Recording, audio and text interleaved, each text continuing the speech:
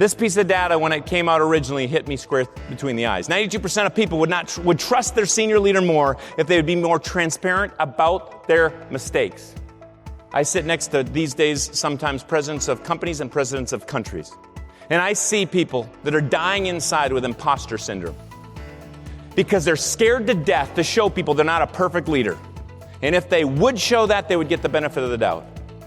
I remember reading this data, and I remember my oldest daughter just became a teenager. And we're out for a walk, and we have our own little hobby farm now. That's what you call it, right, when you can lose money doing it?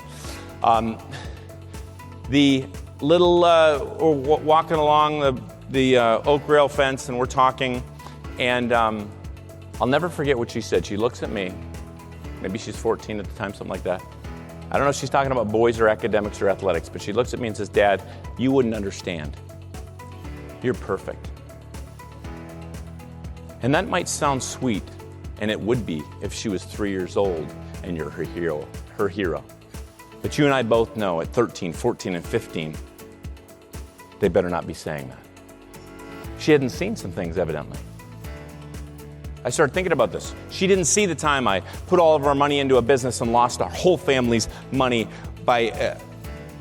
in a couple weeks of starting a new business before she was born. She didn't see when I blew it here. She didn't see when I blew it there. She saw me get on these stages, go fly off on planes, and she didn't see everything. Now, everybody else knew.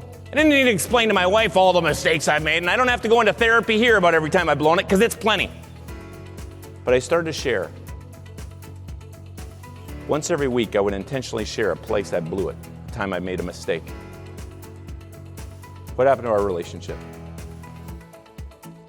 It just changed forever, that's all. If you like that, subscribe to our YouTube channel or go to trustedge.com for more free resources and tools.